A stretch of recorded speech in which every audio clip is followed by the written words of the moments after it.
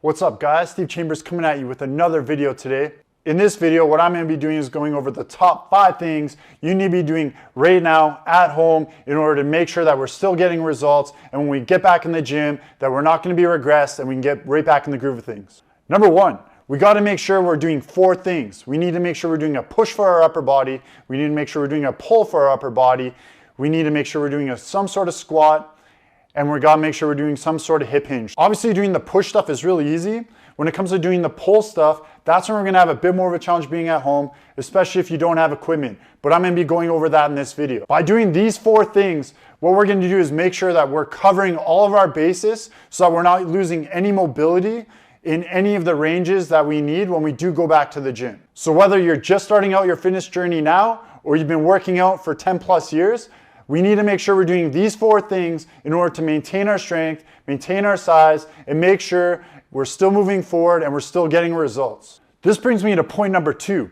What we really need to focus on now is finding things in our house that we can use to work out. It can be anything from some carry-on luggage to some bottles, filling up a backpack, using that for an overhead press. There's lots of different variations we can do. What you need to understand is we need to make sure we're hitting pulls still. A lot of people are going to go into this thinking that they can just do push-ups and squats. We still need to make sure we're working that hip hinge, and we still got to make sure we're working our back and shoulders. You guys just have to have fun with this and get really creative of what you can use, because I'm telling you, we all have things in our house that we can use to get this done. Remember all those times you went to the airport and your luggage was too heavy? Now's the time to take advantage of that situation. This brings me to point number 3. We need to do unilateral work. The reason why we need to do unilateral work is I'm going to tell you right now, if you're doing 50 squats in a set, that is going to do absolutely nothing except give you endurance. If we want to train for size still or strength, we need to keep those reps under 15 reps. Otherwise, all we're going to do is train for endurance, which actually might make the muscles smaller. It's time to get out of your comfort zone. To give you an example for myself, what I've done is, obviously I can do squats all day. I've been doing a lot of Bulgarian split squats now. I love them now, right? But I've also been working on my pistol squat a lot. And this is a movement for me that I couldn't even do before. If I'd even try to lower myself, I would just fall. And now I'm getting to about a quarter squat or lower, and I can see progression week to week. It's all about challenging yourself. What this is gonna do is bring some of those rep ranges that used to be 20 reps into like 5 reps, which is perfect because then we're still getting stronger, and then we can start bringing those into hypertrophy ranges, which is going to be into that 8 to 15 reps, and then we're going to start gaining size from those exact same movements. Which brings me to point 4. What we really need to be doing now is making sure we're controlling our volume and intensity. If we're using mostly body weight and lighter weights, we cannot be taking the same rests we were taking before. So in order to get a bit more intensity, what I highly recommend is either shortening your rest times to about 45 seconds to a minute, especially if you're a guy that's been doing, or girl that's been doing 2-minute breaks or more for strength, and maybe even adding in a bit more supersets. So to give you an example, maybe doing a push-up, then superset that with a bodyweight squat, and then superset that with a leg raise, and then take a 1-minute break, and then go ahead. That way we're still staying in that hypertrophy range and that strength range like we talked about before, but we're still getting the same sort of cardiovascular workout while adding size.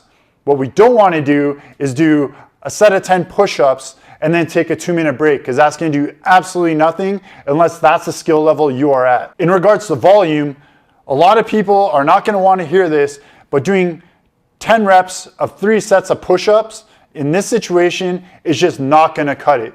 Realistically, you're probably looking at doing about 80 to 120 reps for each muscle group per week. So if we look at that, what we really want to do is probably focus on doing more full body workouts or upper body, lower body workouts so that we can actually get that volume in, so we're stimulating enough to get gains from this situation. The worst thing we can do right now is undertrain. So like I said, make sure we need to have intensity, so making sure the workouts are hard, and we got to make sure we have the volume. So making sure that we're hitting the muscle groups enough.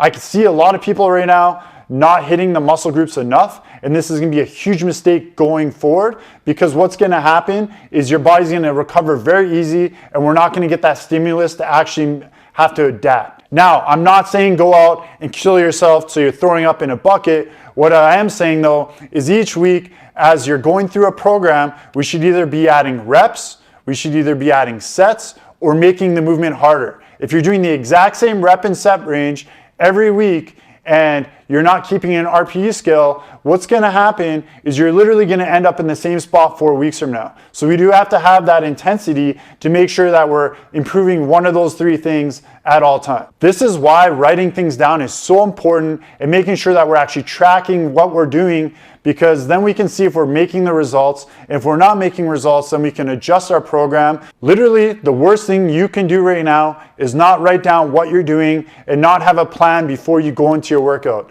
That is literally just gonna make it so you're working out for fun and working out for cardio, but we're not actually gonna get any strength or size gains out of it. Remember too, if the movement is too challenging, and let's say you're hitting a 1 rep max for your pistol squat or a 1 rep max for Bulgarian split squat, what we can do is actually regress the movement back down. So don't be afraid to regress the movement, but just be assured that we are always paying attention to our intensity and our volume and making sure it's going up. And this brings me to point 5. What we want to make sure right now, this is the most important thing out of everything, we gotta have our nutrition on point. I've gone over this in previous videos, but we should all be making sure that, especially if you're someone that cares about your muscle mass, that your protein is at minimum 0.8 grams per body weight. If it is not at this level, your muscle will regress. We need to make sure that is happening. I can tell you this from experience. When this all first went down and I had to start working out at home, I let my nutrition slide a bit and I got a scale that measures my body weight and my muscle. And guess what happened? My muscle tanked. Now that I got my protein intake back where it needs to be, my muscle's going back up. It's already hit where it was before and it's still increasing slowly. If you're having trouble understanding where your protein is and how to get that much protein in, I recommend using apps like MyFitnessPal or getting in touch with a nutritionist, because this is very important. If you are not at 0.8 grams minimum per body weight, that means we are not going to be having enough protein to maintain our muscle mass. Remember guys, if we're not fueling ourselves properly, we will not get results from this. So making sure calories are on point, making sure protein is on point, because everything we do workout wise, we won't get anything from that if these things aren't happening. I really hope this video helped you guys out.